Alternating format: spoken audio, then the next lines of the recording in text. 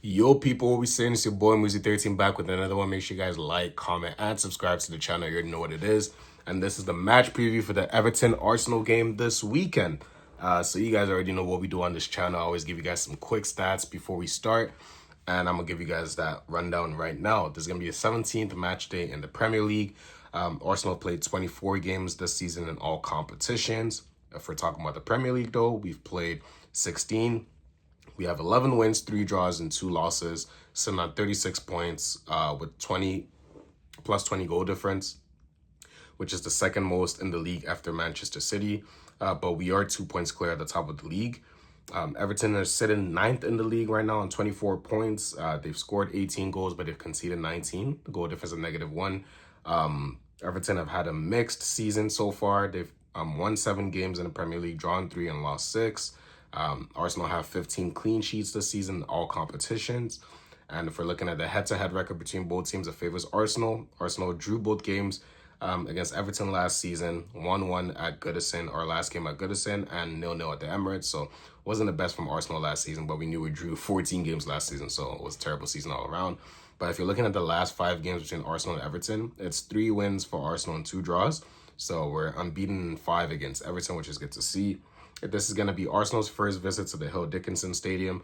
Everton just moved into their new stadium this season after so many years at Goodison Park. So let's hope that we can mark our first visit to that stadium with a win.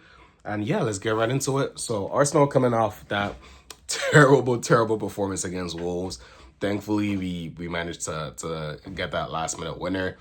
Shout out to Bukayo Saka. He was the best player on the pitch by far, and he was like the one determined to make sure that we left for some, because it would have been terrible if we didn't. Man City would currently be top of the league. And so it's important that we go into this Everton game with renewed faith. It's going to be a week between games for the first time for a long time. Arsenal have played like a midweek pretty much the whole season except for since like the start of the season. So we've had a midweek game all year round. So it's going to be the first time really that we've had a week between games, which is good to see. Hopefully the boys are rested and, recovered well. But we're going to need them on their A game. And I want to see a bunch of things that Arteta can tweak to the system in this game. I'm going to talk about the predicted lineup or my preferred lineup in a bit. But I just want to see a different approach from Arsenal players. I want to see us be aggressive in this game, be determined, and the controlled aggression, not aggressive, just like goal kicking players. I want to controlled aggression, be determined. I want to see that high press, the intensity all around the team. Like that's what it's going to take to get Everton out of here. The good thing for us is we're catching Everton at a somewhat good time. Everton have lost a few players to the African Cup of Nations, which are starting soon. They've lost Idrissa Gana Gueye, who's their midfield maestro. They have lost an Iliman Ndiaye. People call him Skillerman Ndiaye. He's an absolute baller. I love watching that guy play. But they've lost him. He's a crucial player. For me, he's been Everton's best player. After that, it's Jack Grealish, but he's been Everton's best player. They've lost him. Apparently, Dewsbury Hall pulled up with a hamstring injury the last Everton game, so he's going to be out for this game. And someone said Grealish is a doubt as well. I don't know. Well, I guess we'll wait and find out. But there's potentially 3 to 4 key players missing for Everton. That's huge. Like that's always huge. If you're losing 3 to 4 key players in your starting lineup, that's always huge. So it's a good time for Arsenal to be catching them. Obviously, we have a few injuries of our own, but that's no excuse. We should still be going ahead and beating Everton. So yeah, I want to see a quick start. I want to try and see us get an early goal or early couple goals. I feel like first halves we don't really score as much as maybe we used to a few years ago. I know that Brentford game we scored early in Marino goal, but I want to see that more often. I don't want us to keep wasting first halves and be like, oh, there's always a second half. No, it's not always going to be the case. All it took, for example, against that Wolves game is you waste the first half. What if 10 minutes, Wolves get a corner, they score, they go 1-0 up? You now have a mountain to climb with less time to impact it. So it's important for me from minute 1, you have to show that intensity, that determination, that passion, that desire to go and snatch that game from Everton and kill their confidence from the start. If you go out there, you get an early goal to, bro, their confidence is killed. They're like, well, we're not going to come back in this game. Let's just try and minimize the damage. So go out there and get that early goal. Go out there, get that early 2 goals, and then put pressure on them. And I don't want to see what Arsenal have been doing the last few games where it's they get 1 goal and then just relax. Oh, we scored a goal. I guess we're chilling. We'll keep a clean sheet. No, we don't have Gabriel at the back right now. We're not keeping clean sheets. I can't remember the last time we kept a clean sheet. Actually, maybe it was Brentford, but it's been like we don't keep clean sheets as much as we did because we've had chopping and changing in the defense. So I want us to keep relying. I want us to rely more on the attack. The attack has to step up now. The defense has stepped up this season so far. We've conceded what? 11 goals in all competitions this season, 10 in the Premier League, 1 in the Champions League, none in the Carabao Cup. 11 goals in 24-ish games. That's a very impressive feat. And that's even with all these bad performances we've had recently where we've been conceding a lot of goals. It should even be less. But I want to see the attack step up now. Be like, okay, now it's their time to shine. The defense has been on point. They've done what they've had to do. Now it's time for us to step up. And I expect that to happen. I expect them to click into gear. Now, it's going to be interesting to see what Arteta goes with for his predicted lineup or his starting XI, should I say.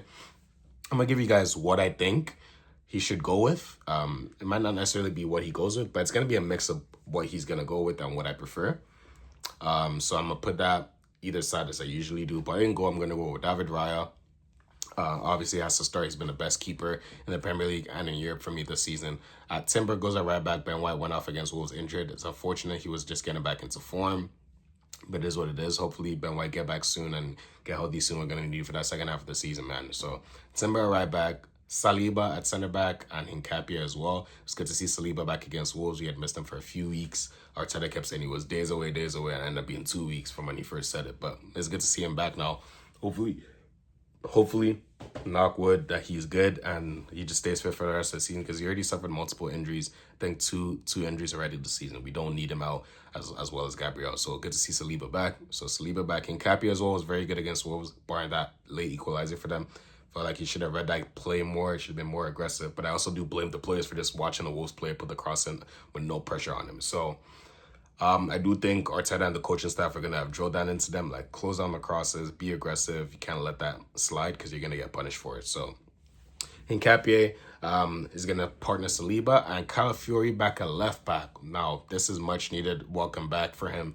He's, for me, been the best left back in the Premier League this season. He's been absolutely insane. I saw this one stat today on Twitter where it was like he's only been dribbled past a few amount of times. I think it's like the percentage was maybe 12-13% of players dribble past him this season. So he's been solid as a rock. In comparison to the first season where he was kind of adapting to the league, it's good to see him.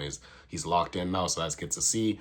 So yeah, I'm back five, should I say. Midfield Rice and Zubimendi, not more needs to be said about that. They've been solid as a partnership. They were poor against Wolves, but I'm hoping they can bounce back in this game. In the attack now, I'm going to switch it up. I'm going to have Trossard at left wing over Martinelli. Trossard came on. Looks like he's back to full fitness. So he comes on. He's the starting left winger for me right now. He's been the best attacker for Arsenal this season so far.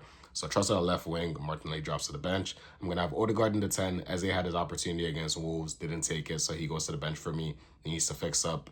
He's been a moments player. I want to see him influencing games more. So Eze goes to the bench for this game for me. So yeah, Odegaard starts in that 10 role. Saka on the right, best player against Wolves, and obviously he keeps a spot. And up top, I'm going to Victor Gyökeres. Tempted to go with Jesus, but we still have to manage Jesus' minutes. He's going to be needed for the game in the Carabao Cup, and he's going to be second choice striker right now. Havertz is still out with injury. Apparently, he might have suffered a setback, not going to be available until January. So it's important that we just keep Jesus fit and we don't just rush him and play him too much. And we need to reserve him. He's going to be key for us. So Gyökeres up top, and that is my predicted lineup. In terms of score prediction, I'm going to go for a 2-0 Arsenal win. Was tempted to go 2-1, but I'm going to go 2-0. Back the boys to keep a clean sheet. Timber going to be back in his original spot. Saliba can partner in Hincapie. So it's hopefully makes us more solid now. So I'm going to go for a 2-0 Arsenal win with goals from Victor Gyökeres and Bukayo Saka. And yeah, Arsenal needs to get the win because going to this game, Manchester City would have probably just come off fresh over the result, beating West Ham. At home, they'll probably smash them 4-5-0. So it's important for us to bounce back against Everton, get the win, and keep it moving. But what do you guys think? Who would you go for in your preferred lineup or your starting lineup? I would like to know. Let me know in the comments below. But it's been your boy Muzi13. Make sure you guys like, comment, subscribe. I'm going to see you guys in the post-match after Everton. After hopefully we got the 3 points and we just keep our spot at the top of the league or retain it at least. But yeah, it's been your boy Muzi13. Make sure you like, comment, subscribe. I'm out. Peace.